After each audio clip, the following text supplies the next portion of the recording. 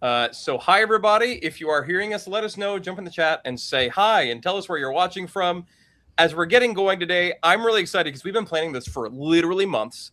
Last year, we had Curriculum Week, and it was so cool, like to have that week of celebration, but there was so much more we thought we could do with that time. And so this year, we're doing Curriculum Month. If you're new here, welcome. My name is Brandon Beckley. My wife and I are the founders of Made to Homeschool, and we are super excited, not just for today, but for this whole month.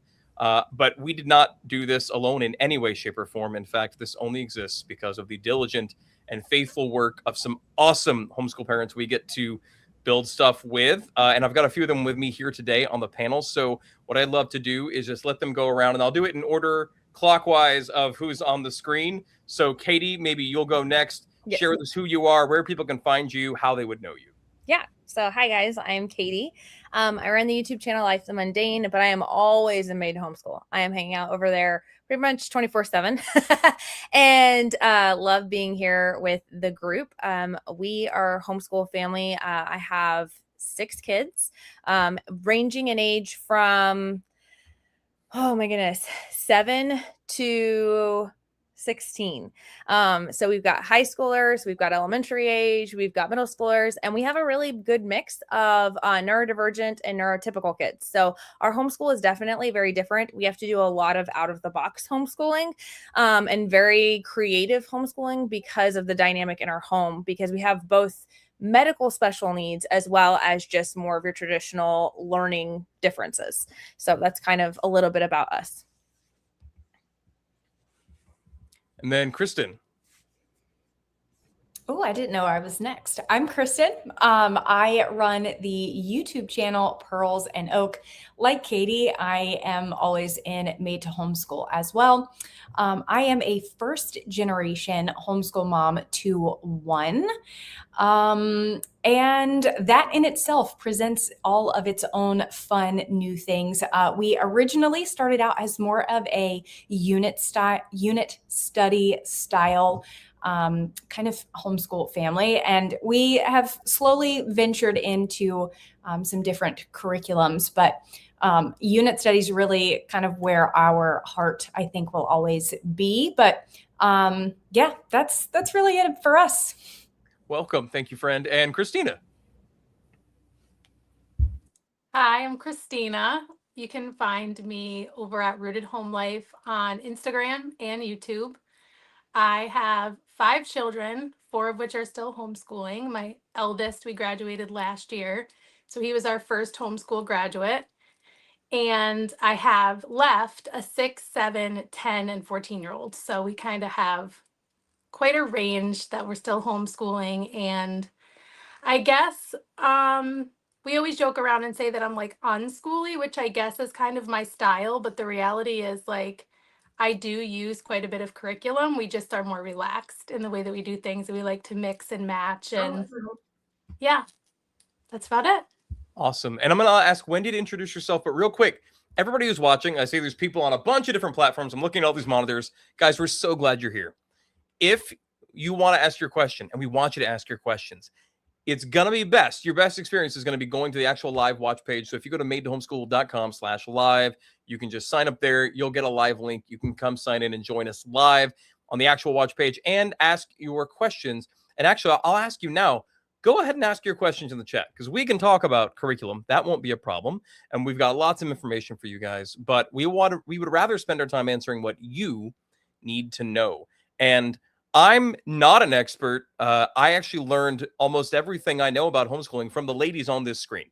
So they're going to be answering a lot of these questions, and they would love to know what you actually would be helped by knowing. So go ahead, jump in the chat, ask your questions. And Wendy, I'll ask you to go ahead and introduce yourself. Hi, everybody. I am Wendy. I am a homeschooling mama of 6. And I think I'm homeschooling every single possible stage of homeschooling that there can be.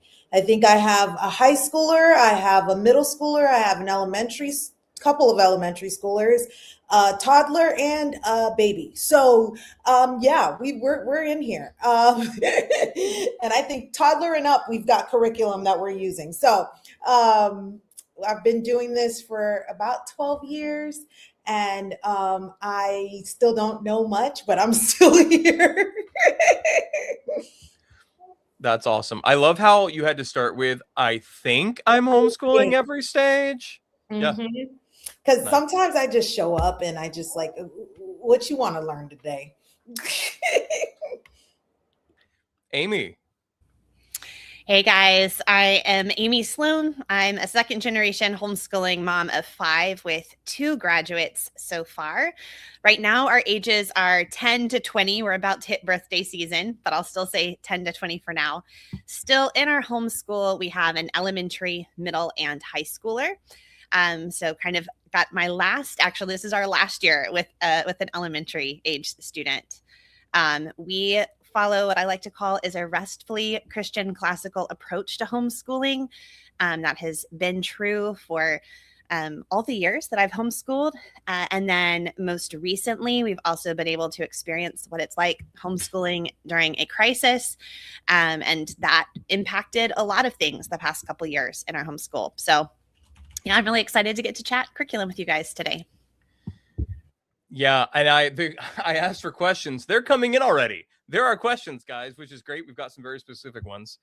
I want to give a little more time for people to ask any questions they've got. So if you have a question about curriculum, pop it in. I'd love to start, as we're getting into this, with something that's probably universally applicable. Because, 2.5 years in, I'm like, oh, I kind of have an idea about what we're doing now. But then I learned about another curriculum the other day, and I'm like, oh, maybe I should swap that subject out for this new one. Oh, we'll see them at FPEA at the homeschool convention soon. Maybe I could look at it there, like personally. But like, I love this other. It's not hard just because it's hard to find the right curriculum. In a really good way, I think it's hard because there are so many really good options out there. So, first question for you guys. Have any of you, and maybe this will assuage some concerns out in the audience, have any of you actually kept the same subject, the same curriculum for any single subject the entire time you've been homeschooling?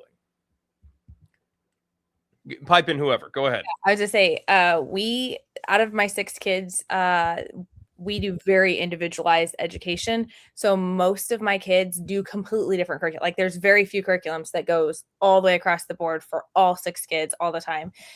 But the one that we have used always is Apologia Science, and have always loved that and don't have any plans to deviate from that one. It's just worked really well for the different learning abilities in our home. And it's worked really well for my kids who need hands-on stuff and for my kids who need audio support or visual supports and things like that. But it is kind of funny that there are very few that are just like all the way across the board. But that's probably one of our top ones. Anybody else? Yeah, so kind of like Katie, with so many children as we have, it's definitely not typical for the same subject to work for the same, or the same curriculum to work for the same for all the kids. But there are a few that definitely have. One is the Latin curriculum from Classical Academic Press. I start with their earliest song school Latin, and I've done Latin for children, all of the levels, and then we've done Latin Alive, which is their high school program, up through level 3. So all of my kids have used that same Latin curriculum. All of my teens, so still one kid hasn't been old enough to do it yet, but all of the rest of them have also used the Logic curriculum from Classical Academic Press. And then there are a couple history books that I read aloud to the kids, and we've read them aloud at this point multiple times. I just really don't think you can get much better than the Genevieve Foster history books. And so that has also been something we've enjoyed with all the kids. I mean, would you be Amy if you didn't bring up some books? I mean, And Latin was first. Latin was first. Come on, like, I mean, that's like a real curriculum. I was like, but I got to throw in my textbook free history thing there at the end. Oh my gosh, I love you so much. Okay. For us, we have every single last one of my kiddos have been through Christian light education in some sense or the other. Some of them have used it longer than others. Some of them have just used the preschool. They've got like an ABC book with like lots of coloring and cutting and stuff like that. So we've been strong with CLE since my first. So yeah, I'd say that one. Anybody else been with the same thing for like the whole time? Yeah, so we started with Gather Round, and to this day we still use Gather Round unit studies. It's just like I said before, it's just kind of like where our heart belongs. Now it's more of like an extra fun thing that we do. It's not our main, our main curriculum anymore. It was at one point, and it was a beautiful time. It will probably always be kind of some of my most fond memories. But like right now, we're doing the music study, and we just do it twice a week. So it's just like a fun little extra. And yeah, it's been one of our favorites to continue. We did only a couple last year, and we totally felt it in our homeschool. We were like, okay, we need to add some more of these back into our schedule because we were really missing them. Christina, were you going to say something, friend? Yeah, actually, I was going to say no, I haven't stuck with anything the whole time, but actually, I have stuck with Gather Round in a similar way. Like, we started out, that was the first homeschool curriculum we actually used.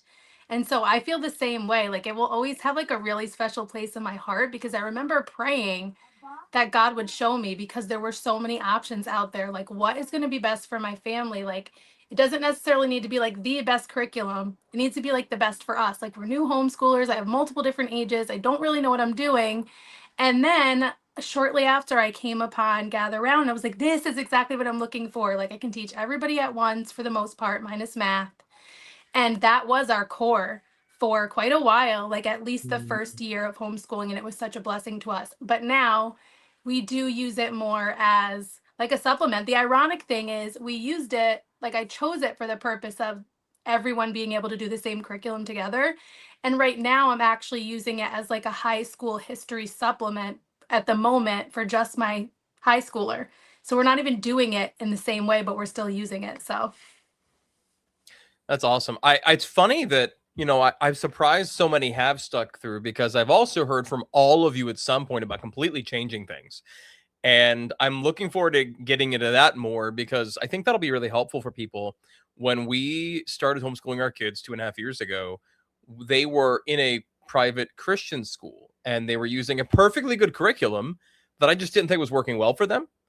And so we did that for like the first half year and we chucked that out the window and went, okay, let's go to the homeschool convention, look at some stuff with the kids and figure it out.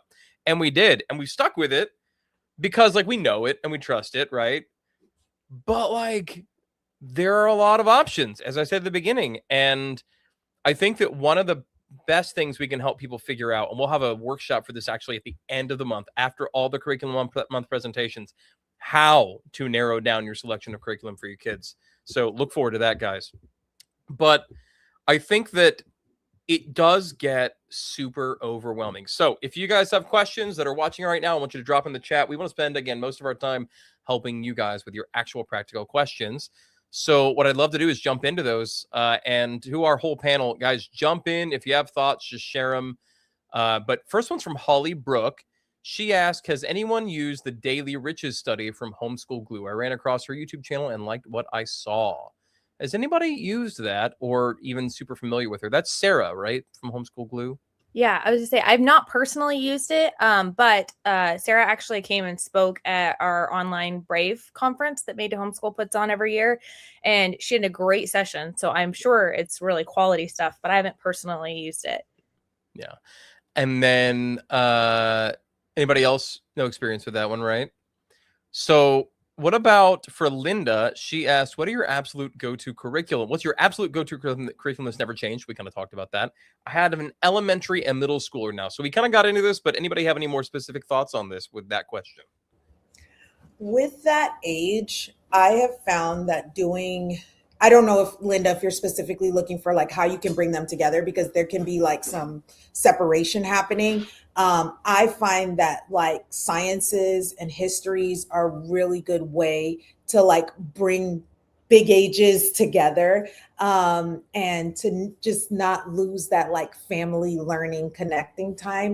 And so I think Apologia really does a really good job at that, like Katie was talking about. And so that's the only thing I would mention is like maybe look into Apologia, especially as like that's the one that I can now my high schooler, it's a little more difficult because he's doing his own thing, but I can still gather my middle schooler and my elementary schooler and even the toddler, like he can pick up some stuff in there too. So yeah. And then for the middle schooler, I really encourage everyone to have their 7th or 8th grader take a logic course of some sort. We've really loved the art of argument. I mentioned that earlier from Classical Academic Press. So it's informal logic, and it helps your students right in that age where they're already starting to find fault and question and wanting to kind of argue and poke back at things. It's helping them to think through things clearly and wisely, to recognize things that are fallacious in the world around them. And it's just a really great, easy, open and go curriculum. And Amy, go ahead. I would tag on to that as well. We had our kids go through it. Wendy had her kids go through it as well. And it is written easily to teach, whether you have a background in logic or whether you have never, whether you're like, why would we even teach logic? What is logic? You know, other than common sense, what do you mean by this? It is literally written. You can open and go. It's not going to be really overwhelming, and it's really fun and engaging for the kids, which is not in middle school can sometimes get the buy-in, can be, you know, part of the battle there. And I felt like they really did that. And then Samantha mentioned the fallacy detectives as well. That's also a good one. My mom actually taught both of those kind of together. She used the fallacy detectives to kind of supplement a little bit, not because it needed it, but because they're just both really good resources. And so she wanted to be able to, which you can do. You can mix and match. It's okay. What's funny is I was just about to ask them what you answered, so thank you. But it's so that, because I'm interested, is that's an actual curriculum, right? It's not like a book they're reading. And then Amy, would you recommend it for a precocious rising 6th grader, like 6th grade next year, who you already are having a little bit of a frustrating time because he finds all the holes in your argument because he's been listening too much? In that case, I really think that you would be better served. Not that he wouldn't be able to understand the material now, but I think he would get more out of it and it would have a longer lasting impact if you just waited a little bit. Again, with like the emotional maturity, not just the academic ability, but getting something like the fallacy detective to it, just something he could read. That is also a curriculum, but he could kind of read it on his own if he's interested in being introduced to some of the fallacies, and you guys could talk about it together. That's awesome. Thanks, guys. Anybody else on the elementary, middle specific question before we move on? We got a lot of questions though. Okay. Daily Riches, Logic, love that. Okay, Carmen. Hi, Carmen. Carmen asks, okay, so I binge watched past curriculum hauls. I know Wendy and Katie, and we know you, Carmen, and bought more items. I want to ask specifically about CLE and AAR with unique learners. Is that hard to keep up with? You're so cute. You don't know all of the things. CLE and all about reading. AAR is all about reading. Listen, man, we're all here to learn, okay? But I wasn't done with her question yet. She also asked, is that hard to keep up with different curriculums for different kids? You know what's really funny about that? I forgot. I didn't know that last year either, and you told me and I forgot. So tell me again next year. It's okay. We'll get there. Yeah. So I think Wendy can probably speak most clearly about the difference between CLE and all about reading because she's used both. I have also used both, but Wendy actually teaches my youngest 2 daughters CLE, and I teach them all about reading. And so she can kind of speak to that a little bit better. But to this question really fast of, is it hard to keep up with different curriculums for different kids? It definitely can be. So you have to pick very wisely. So I always tell parents that while we want to individualize our education plan to each child, you have to think about your mental and physical capacity as a teacher. You have only 24 hours a day, and not all 24 of those hours are to homeschool. So you can't be unrealistic. So what I look at when I have 6 kids, now it might be different if you have 2 or 3, but when I look at curriculum, I go, where does my child need the most attention, or what is most important for me to impress upon my child and for me to be the person to do that? And so I'm going to only pick 1, maybe 2 teacher intensive curriculums per child because I know I can't be everywhere all the time. So you'll notice I have a real hodgepodge of very teacher intensive and super hands off. And then for anything else, I try to do group work because it's a way I can kind of multiply my efforts. I don't know. I know other people here are definitely using multiple curriculums. So thoughts. I know Amy's got thoughts. I can see it in her face. No, just exactly what you were saying. It's really important that we take mom's time and emotional energy into account, because when you're planning and you look at all these amazing curriculums, you can be like, sure, I can do all those read alouds and have this interaction with all of the kids. And on an actual day, though, I just don't think most of us are going to have the stamina to keep up with it. And so it's better to make a plan based on the reality of your time and energy and choose the things that are most important to you as well and to your kids. Like, if you could only pick, a couple subjects that were going to be really highly intensive for a mom or for dad, which would those be? And then start there, and then maybe choose some more independent things. It's kind of like with your high schoolers. You don't want to give them nothing but the most challenging classes, right? You have a few really challenging classes and then a few lighter classes, and you balance it out. And I would also add on to that to say that those of us who have like the elementary schoolers and the toddlers that you're trying to teach and stuff like that, and the preschoolers, it's a little different because you can't do as much independent and like hands-off stuff. So it's mostly you. So if you're balancing that gap, I see Samantha somewhere it's going to say something about middle schoolers and elementary schoolers and how like she's trying to figure out how to spread herself. It's okay that like the middle schooler has a little bit more that they're doing on their own, but with your elementary schooler, you have to be more hands-on because you're still teaching them how to read. You know what I mean? So that's all right too. So you might not be able to have that perfect 1-2 curriculum that's teacher intensive, because I know for my elementary schoolers, most of it is me. I teach majority of it because it's hard to find very hands-off that an elementary schooler can grasp. So that's fine. But knowing that and transitioning to that, especially if you have more than one kid, knowing that, hey, it's okay, we're gonna have to let go of some stuff as they get older and look for independent curriculums. But to go back to her CLE versus all about reading question, they're different. They're completely different. They're two different curriculums. I think you got to figure out what works for you, or you got to be like me and Katie and do both. So all about reading, you're teaching them how to read. It's very hands-on. It's very teacher intensive. CLE has both hands-on and independent. It's very traditional. So we have videos on both of those.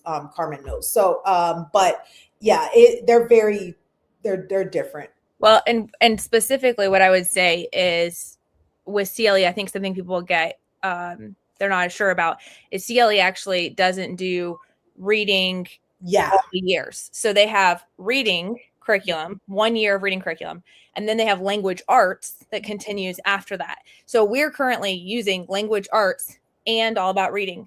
We had the girls, or the kids, not the girls. Yeah, I'm real mad at you. It's 3 girls and 1 boy, and they get mad when we say the girls.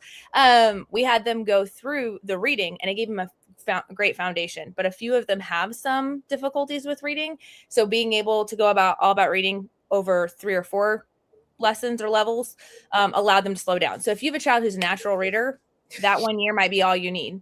And if you have, she's got both in her cart, Katie.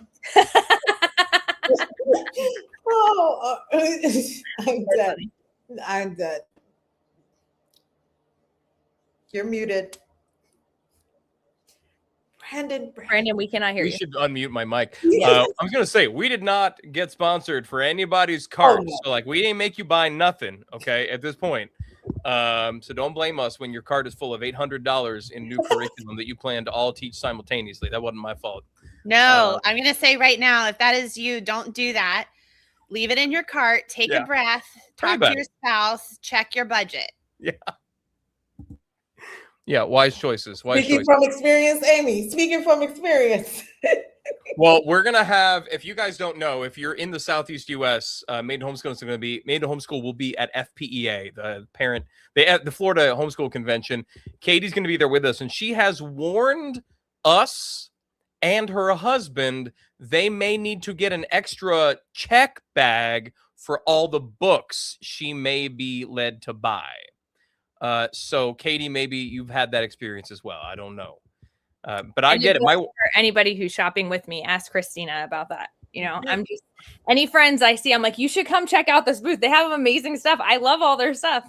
I'm the primary like homeschooler. Like I'm the one that does the core subjects with the kids almost every day. My wife bought a carload full of books last year at the convention. She was like, we're going to do this curriculum. I'm like, who's going to do that curriculum?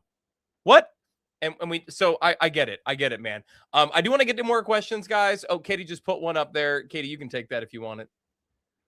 Oh, you didn't put that up? I did, but I was just for laughs. It's not a question. But okay. What, I couldn't read it. What did it say? It said boxes just show up, and my husband says, "You've been watching YouTube again." Mm-hmm. My wife and I are now having a weekly Amazon discussion about what's in the cart, and we just go from there. Hey, no, we don't need that. We got 12. No, I'm kidding. She's actually really frugal, which is a blessing. Linda, okay, go ahead. Oh, I was gonna say, I think this is a really good one. Yeah. When looking for a history curriculum, what are your top 2 or 3 requirements when making decisions? History's been a hard curriculum to pick, ages 9 to 10. I'm not going to answer it. I'm just reading the question. I actually, despite my lack of experience, I have really strong opinions on this, but I want to hear from you guys. I'm like you, Brandon. I've got really strong opinions on history too. But you and I have strong opinions on everything. That's true. Both of us, like. Yeah, that's true. What is something that I look for requirements when making history decisions?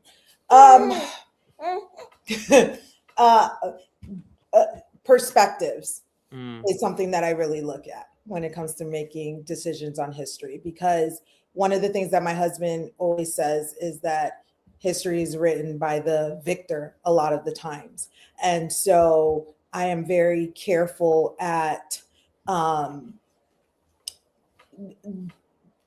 world history, getting a world view of history and not just necessary. Sorry, Samantha, my strongest opinions are on history, and not just necessarily a one type of stance when it comes to history.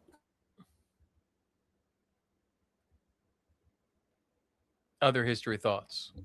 Yeah, I agree with Wendy, making sure that we are reading. I always say, like, if there's a problematic part of history or a problematic book, like, okay, the answer is not to avoid it. The answer is to read more books from more perspectives. So trying to really expose my children to a wide range of ideas is really important to me. And then I look at, is this going to make history boring, or is it the story of real people? I prefer narrative style. So not fiction, not necessarily stories, although those have a place, but something that is written in an engaging way that feels like someone sitting down beside you and telling you a story. I think that that is a way to engage with children where they actually remember and they don't just see a list of facts they have to kind of regurgitate on a test. So I would look at the quality of the recommended reading. And then the perspective. Is it just saying, hey, this is just the way everybody believes about this part of history, and, you know, the good guys and the bad guys, the black hats and the white hats, or is there a more nuanced approach? I'm also not very secular with my history, I should say that. Like, I think that the Bible is a history book. So that's another when it comes to history. I think Christina has some thoughts. That's literally what I unmuted to say, Wendy. That my main thing is that history, or at least the bulk of the history that we're using, is from a Christian worldview. I think for me, being public schooled growing up and then homeschooling my kids, as I'm learning things alongside them, I'm like, I didn't even know that person was a Christian. Right? I learned about that person in history. Harriet Tubman knew Jesus. Like, what? Like, I didn't know that. Like, she was getting visions from the Lord. That's how she was doing this. She was praying. Like, there's just so many moments like that, like just dozens of people in history that I learned about them completely without what I would consider the most important context for whatever like amazing thing they did, or maybe not so amazing sometimes too, right? But like those bring in like really important conversations about like, wow, this person like was supposed to be a believer, but like let's talk about what they were doing and why that might be. Like I Mhm. was just having these conversations with my high schooler about Charlemagne and all of those things. So it's just, to me, super important that, yes, I agree with everything everyone said, also with getting um, various perspectives, not just getting one perspective, but definitely getting it from a Christian worldview is like, yeah, And paramount.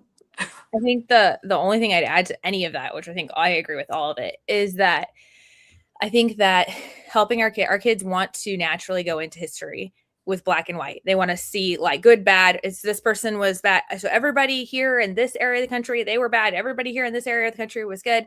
And I think as parents, we have a lot of fear. And I even saw some comments about this, about fear of teaching the wrong thing, because we're learning, where new things are coming out, new information and things like that.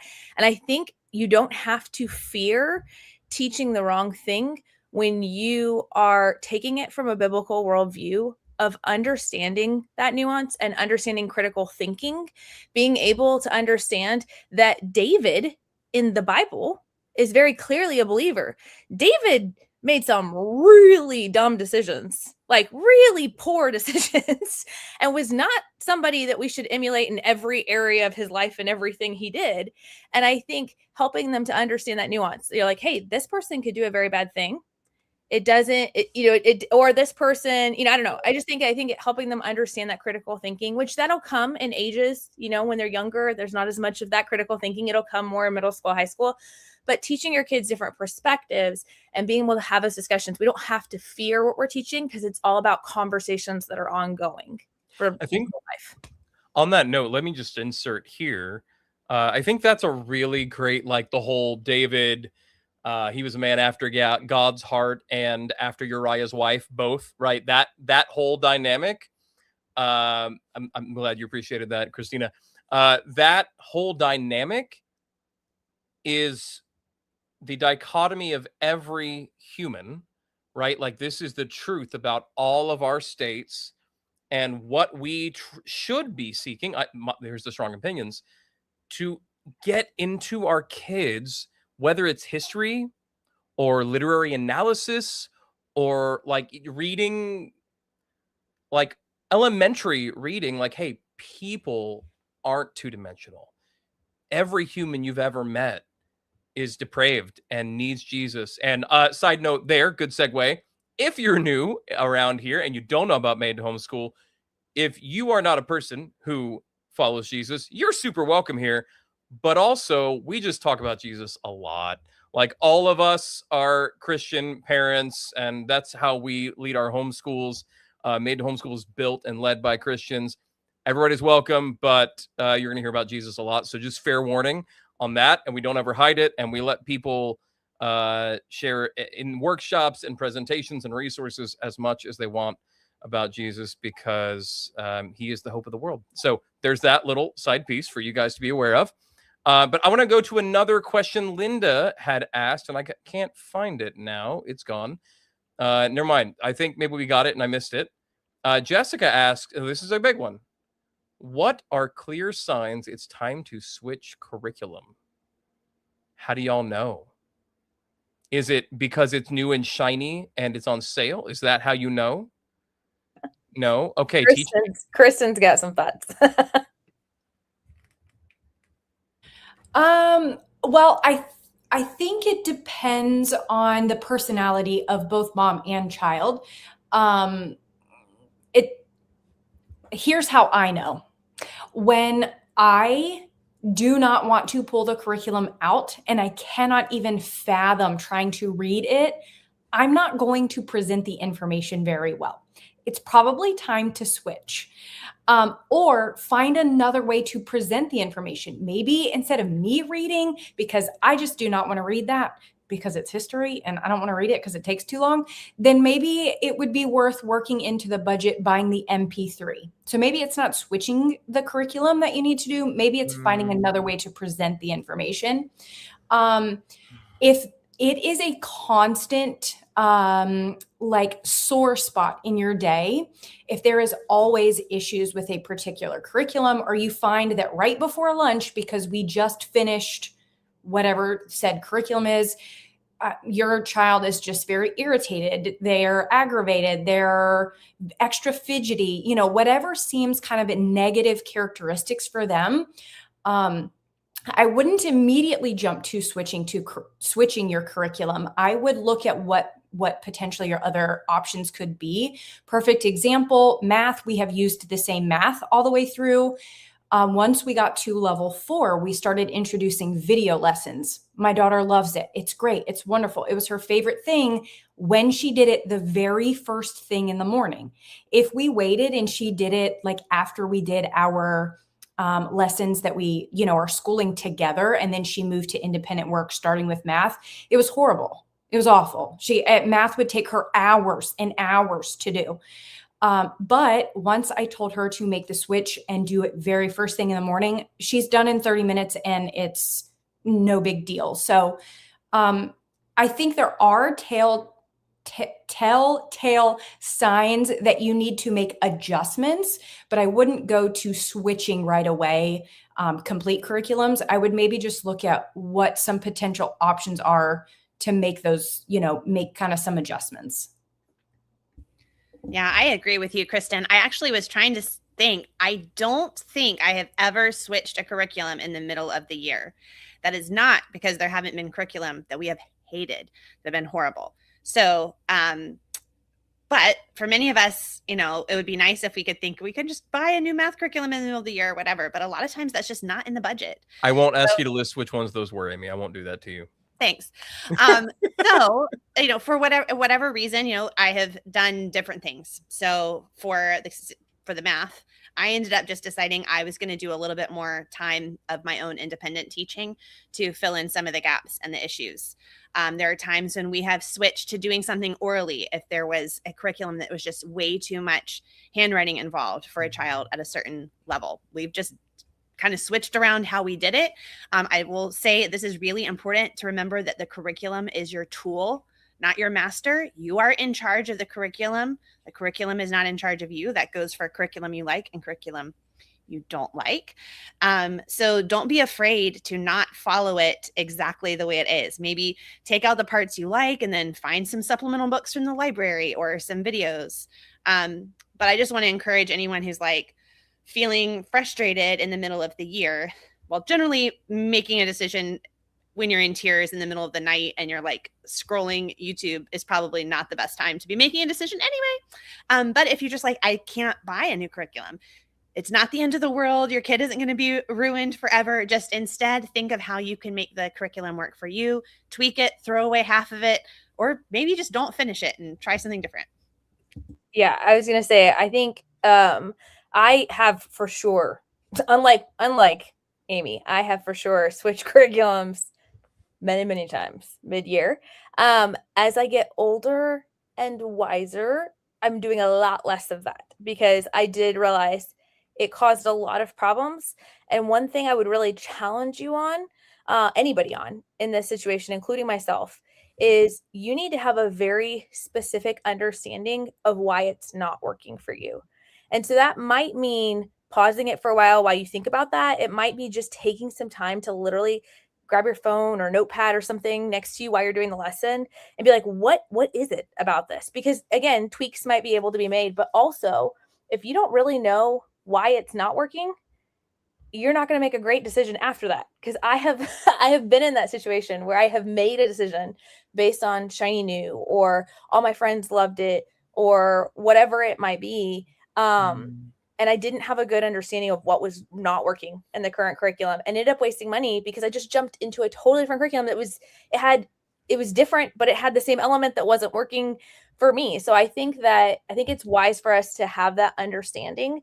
I definitely think there is a lot to be said about setting aside a curriculum for a while if you really don't like it, and either see if you can just kind of work without one or bring it back after a little while. So I've had a few curriculums where it wasn't working and I just realized the kid wasn't ready for the information. It wasn't really a curriculum problem. The child just wasn't receptive to it. So I put it aside for 3 months and then pulled it back out again. Does that mean that we're going through the summer or they're going to do part of it this year and part of it next year? Yes, that's okay.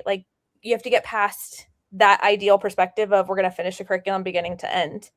But I think that there is much wisdom in being careful and aware of how often we're switching. And if you do have to switch, my encouragement would be maybe make a switch mid-year. You know what I mean? Like, so that way you've given it like a solid try, because also a lot of curriculums in the first several lessons are honestly usually a review. So you're not actually really getting a feel for the curriculum until you've given it an honest try. And Dare I say, I'm just going to throw in a made to homeschool plug here.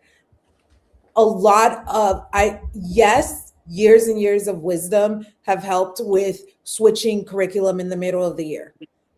But also other people's years and years of experience have helped me not make certain mistakes and make the right choices for my kids. So being able to be like, Katie, you did this. What happened? How did it work with this person? How did it work with that person? Amy, that worked for you? Like logic. The only reason why I did logic in 7th grade was because Amy recommended it. So like there is just wisdom in being in community and having other women who've been there, made all the mistakes so you don't got to, and then just to be able to feed and piggyback off of them. that makes a lot. Hey, Christina, were you going to add something to that or no? Yeah, just a small thing, like in thinking about what Katie was talking about, like laying stuff aside for a season. Like I think in the last few years, I've done that more than I've like made as many switches. And then what I would just add is during that time, not every time, but during that time, what I have done a few times is tried out like a free sample. So instead of telling my kid, like, we're switching curriculums, I might say, like, this is causing a lot of frustration. Like, let's take a break from this for a while. And then I don't like follow up with, and we're going to try something different. I usually like give it a breather while I do maybe like a little bit of research, maybe a little talking to them, depending on how old they are. Most recently, this was my high schooler, so it was a lot of talking to him about it. And then I was like, you know what? There's a free trial for this particular curriculum. Let's just try it out, see what you think. And he was like, and he was really complaining about this other curriculum. Okay. He was like not liking it. And what we figured out now is like, he just doesn't like that subject. Right. And so, but it's a subject he needs to know. So we'll continue to figure that out. But I think he appreciated that I was willing to take a break, try something different, let him say, you know what, I want to just stick with what I was doing. And it wasn't like, no, I realized I love that other curriculum. He's like, no. Like, I'm just going to stick with what I was doing. I know how that works. And so sometimes like taking the break by itself is good. And then sometimes you can utilize like a free PDF of like a week of lessons or a 30-day trial or whatever it may be, instead of like fully switching, just trying something out. And sometimes you may realize like, oh, this actually works really well. And then sometimes your child actually might be like, oh, no. Like, please let me go back to the other thing after seeing that. So it can work out well. Yeah. And Yesenia mentioned something that tags along with this conversation. What happens when you find out maybe your child either doesn't like the curriculum or you've placed them in the wrong level? First of all, always learn from your mistakes. So always go and take placement tests, always try out the trial lessons. I'm so guilty of this. I get so excited and hyperfixated on a curriculum. I'm just like, but I already know I want it. So I just go ahead and buy it. But go ahead and try the trials. Go ahead and try the placement tests. They really do help. But if you end up in a situation where you feel like maybe a curriculum, it's not really that the curriculum's not working, but like it's too easy for them, you have freedom and flexibility to double up a lesson. Or I know my mom, I'm a second generation homeschooler. And so in math, I would not recommend this like on an all the time basis. Okay. These are for specific circumstances, but there was a math curriculum that was a little easy for us at the time. And so she would be like, okay, you can take the test before you take any of the lessons. And if you can get a 90 or above on the test, you can skip those lessons and keep going because you understand the concepts, if that makes sense. Again, I wouldn't recommend that normally, but we did that for a while. And then it kind of got us to the place in the book where it started to get hard. And then at that point, if I got an 89, then I would be like, okay, we're going to go back and do all these lessons. And then we'll retake the test at that point. Does that make sense? So there are a lot of ways to get creative. And again, that's what I've loved Made to Homeschool for is like, I can be like, hey, how do I get creative with this? And people are like, usually Amy is like, have you thought about doing it this way? You know what else is creative? This segue to an important note. Wait, Amy, were you about to say something there? Just with Yesenia's question specifically, because she was asking about a particular curriculum that I've used. I will tell you again how this isn't really how the curriculum says you're supposed to do it. But when we would get to things that were easy, I would teach several lessons in a row because you're still with kindergarten, right? You don't want to make a kindergartner sit there and like necessarily do a bunch of extra pages, but I could teach several lessons in a row and you can tell if your kid is getting it. And then you can just like zip through. There were a couple of units we would just zip through really fast and then spend more time on the challenging sections. And then check out, there are a lot of free online math games that Beast Academy has, which takes like some of the, if someone's really good at math and wants to apply it in another way, that may also be a supplement if math is too easy for him right now. Awesome. Thank you, Amy. Okay, we're going to hit more questions literally in just a minute, but I want to make sure you guys know, since it's a curriculum month launch party, what curriculum month is actually going to entail. And I want to do that while we have as many people as we can. We have people in YouTube. I'm checking. There are a bunch of people in X watching right now, which is awesome. Hello, people over on X. Good to see you guys here. There are people on Instagram watching, and there are people on the live page, and there are people on Facebook, all over the places. So you guys, what's happening in curriculum month? Well, in curriculum month, we have all of these awesome people joining us. So we have representatives from these actual companies who are going to be coming with us to share about what they create and actually get questions from you. So this is not just like a sales pitch. They're not going to come on here and just tell you, oh, yeah, you can't see that as well there. I'm going to have to go back. Oops. I'll go back that way and reshare that. Go back. Okay. They're not just going to come on here and be like, hey, come buy our curriculum. They're going to answer your questions. But the only way to get those answered is actually in the Made to Homeschool community. So, big disclaimer, you don't actually have to have a premium membership to see these. We are making this available to every type of member.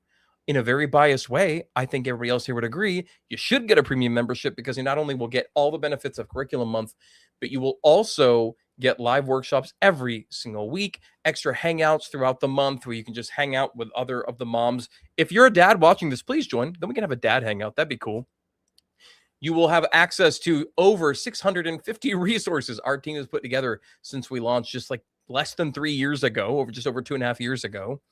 And you'll get discounts on curriculum, and you'll get a live community of people, like thousands of families all over the world who are homeschooling just like you and trying to figure this thing out and are there just to support each other. It is private, like Facebook, but actually kind people. And if they're jerks, we kick them out. And how jerky are they? Well, we've literally never had to kick anybody out. So we would love for you guys to join us. There's a button on the side here where you can see the premium membership, be a part of things. But for everybody with access to a Made to Homeschool account, including the free members, you will get to see, starting literally tomorrow, our friend Mindy over at Redefining School is going to be sharing with us at 2 p.m. Eastern time, all about what she does teaching writing online. We've got BiblioPlan March 6th, Rabbit Trails March 10th, No Sweat Nature Study March 11th, Sonlight March 12th, Mr. D Math March 13th, Master Books March 17th, CDC Math March 18th, Classical Academic Press March 19th, Math with Confidence March 24th, Raising Healthy Families. They're launching something very cool.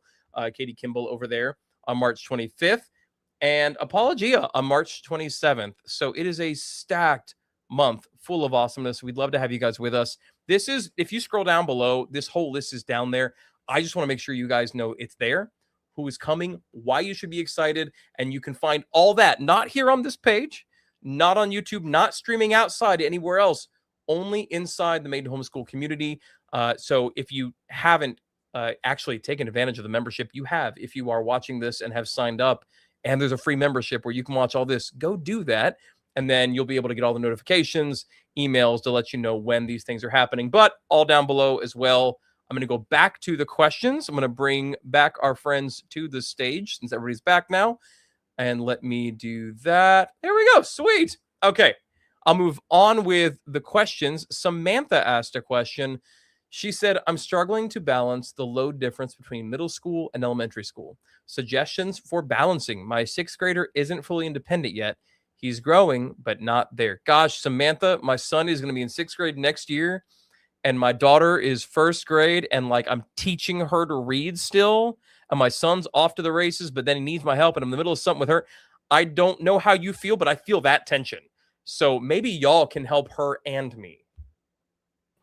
I think one thing that I had to learn the hard way is that 6th grade middle school is not the same as 8th grade middle school at all. I mean, I'm talking, I'm talking like your children will grow and develop and mature like 10 years difference between 6th grade and 8th grade. Like it is think the equivalent 6th grade to 8th grade, think the equivalent of like when you're baby from 12, from being born to 2 years old, how much they grow, how much they develop. There's so much happening in that stage. And I didn't realize that. I was just like, oh, you're in middle school. So here's a planner and here's all your curriculum and I'm going to be checking on you, but you better do it. And it blew up in my face big time. So this is a very real thing and you are not at all alone in this. So I would just say that balance is really understanding that 6th grade is more about training for independence, coming alongside them and teaching them how to use a planner, how to work independently. Amy did a great workshop actually talking about middle school and high school and how to kind of transition that in Made to Homeschool. And she was talking specifically like, what are your expectations? You're taking this online class. I expect you to have your camera on. I didn't think I had to say that, but you do. Also, you have to tell them when your camera's on, everyone can see you. So don't be distracting. Don't fold your laundry while you're on class. Like these are things we just don't even think to tell our kids. I totally busted one of my kids one time she was like, I was cleaning my room. I was like, I appreciate that, but your camera's on. Everyone can see you cleaning your room. But like we just forget these things. If you're animated to homeschool, I definitely recommend going and checking out that workshop because she literally like walked you through kind of how to do that transition. But I would just say 6th grade is definitely a training ground and be patient and know it's going to get so much better.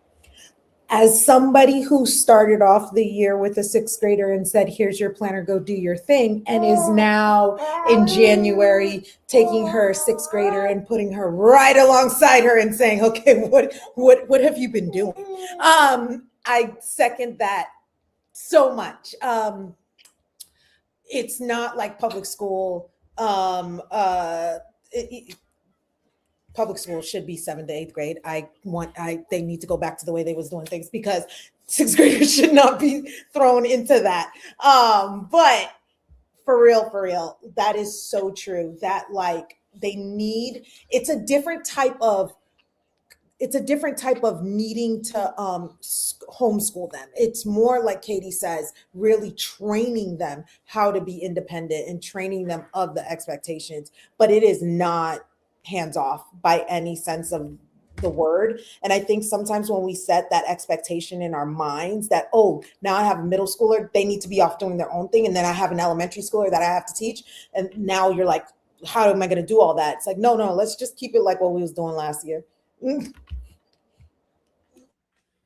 Yeah, I have found that actually several things work really well, even to still include my middle schoolers in with my elementary students. I think we can build up middle school in our heads, but really it's actually, in my mind, is more just like a transition period in general, where you're having, this all the physical changes and the hormonal changes. You're kind of seeing if there were any gaps that in academically. But if you look actually like middle school math, middle school science, you'll start noticing that it's actually not that much more challenging than what you've been doing in elementary school. And it's not up to high school level yet. It's sort of this middle ground. So just like, I guess, keeping that in mind. And I will also say, I'm sure those of you with multiple children can recognize this too. The expectations I had for my firstborn as a 6th, 7th grader compared to each subsequent child are totally different because I just was very humbled and learned to have more right-sized expectations, because if you lower your expectations, you will increase your joy. That's good. I'm going to, we only have a few minutes left here, guys, and I want to make the best use of our time we can. So I'm actually going to go for a few names that have questions in here that I don't know yet, if I can, to make sure that our new friends get some type of answer while they're here. I've got, so many things. This one here from Ann Stoltzfus. Ann, if I do know you and I don't recognize the name, forgive me, but what would you suggest for a 2nd grader to help him read better? He didn't have a kindergarten curriculum and did 8 weeks of 1st grade in a one-room schoolhouse before we pulled him out to homeschool. So I think out of everybody here, we all use totally different things for teaching reading. I'm pretty sure. So I don't know, this is gonna be one of those questions where we have different differing opinions. If you're brand new to homeschooling, I do recommend something. I do recommend using a curriculum. I think a lot of people have really awesome videos and tutorials on like how you can kind of teach your kids to read without using a curriculum. But if you are like brand new and you're just starting homeschooling, I think a curriculum would be a helpful tool. In this case, our family really likes to use All About Reading because it has a game element. It was written by a mom who had kids with dyslexia. So it usually works well for kids who need more help, but also your child doesn't have to have a learning challenge in order to learn it.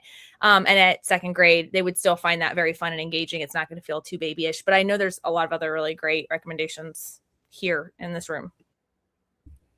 Yeah, I'm not sure, Anna, if you're saying your student is still struggling with reading, like some of the foundational things were maybe overlooked in his previous studies, or if he kind of knows how to read, but is just not developing that fluency. So those would be sort of two different answers. If you're looking just for something to help get back, like go over the gaps, any missed spots, then I would recommend maybe something like Teach Your Child to Read in 100 Easy Lessons. It's 100 lessons. You can go through and find get to the point where you find the gaps and go through. It wouldn't be quite as long as some of the other curriculum. And then if you're just wanting to really develop the fluency and just more practice is needed, All About Reading, their readers that go along with their program are phonics based. So you're not going to have all these crazy sight words. That was what I found at the library. There'd be all these words that didn't make sense and they were rule breakers. It was very frustrating for my beginning readers.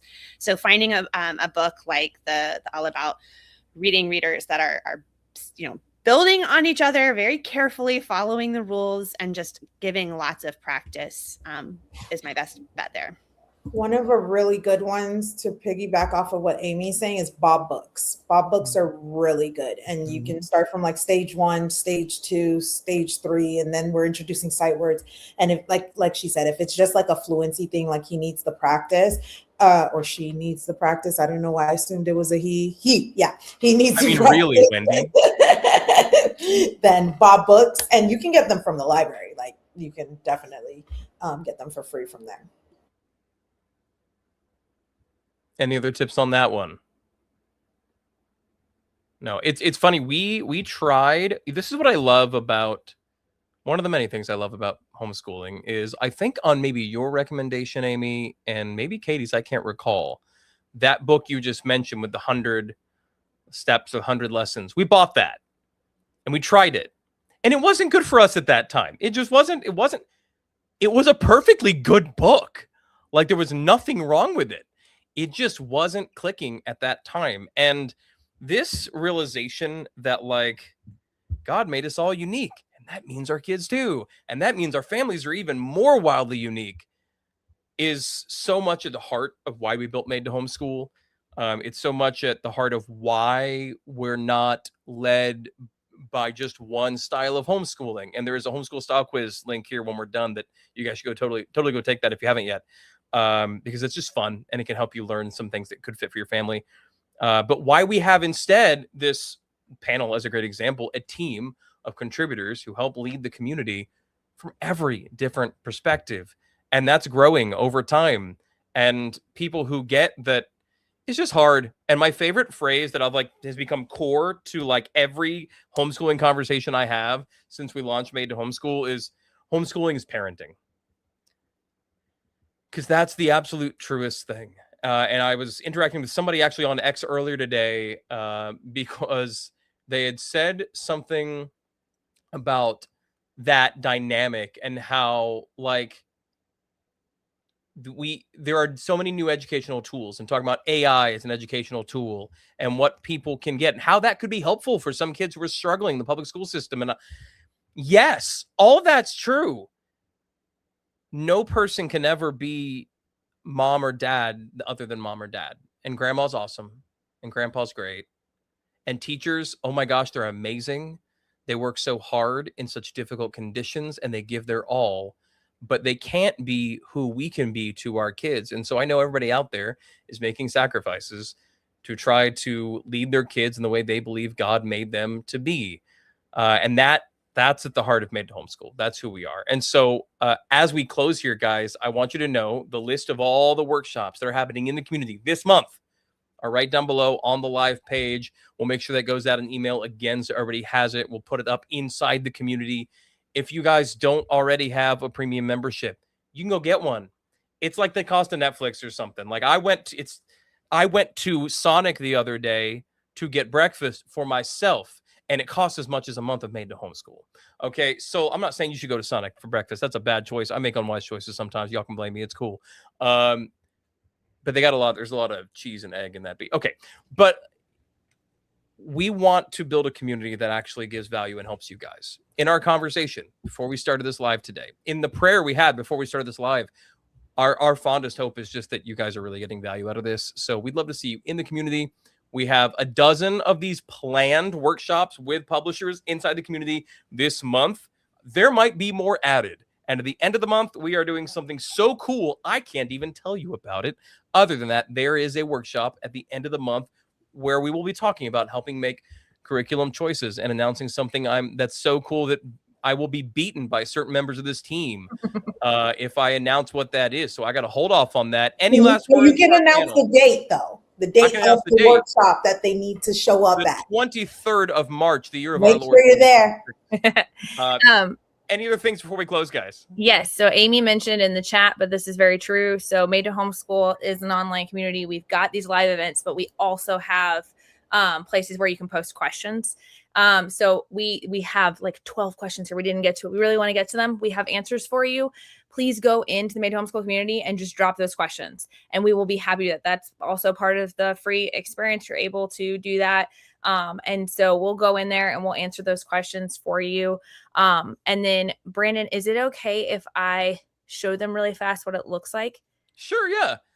And while you're pulling that up, guys, if you don't know, if you're watching on X, YouTube, Facebook, Instagram, wherever you're watching from, and you don't have an M2H account, we do, of course, sell premium memberships.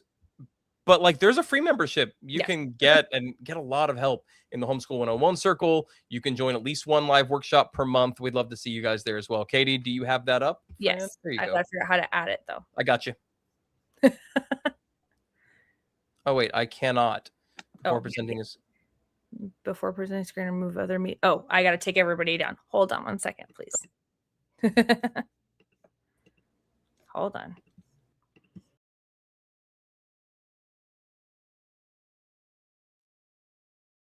You're good, Katie. Wait, here you go. You can have all the people. You're good. Go ahead. I don't know why I would do that. Anyways, so when you get into the community, I just wanted to show you really fast where you can find those live events and where you can find the place to put your questions. So you'll come into the community and you will be able to see the feed here. Or if you're, you can come right here to like the Homeschool 101 circle, and then you'll be able to see people's questions. You can post your own right here when you write a post. And then you can see our live events tab. Where you can see the different workshops coming up. You can do the see all and see all of these awesome things that we're going to have available, and that special workshop that's coming up on the 23rd. And of course, if you're a premium member, you can see even more than that, because we actually have even more events and workshops and live things happening all throughout the month as well. But I just want to show you guys, when you're ready to log into one of those live events, you're going to click the live button here in the corner. Is the big thing. So I just want to make sure everyone knew how to use that real fast.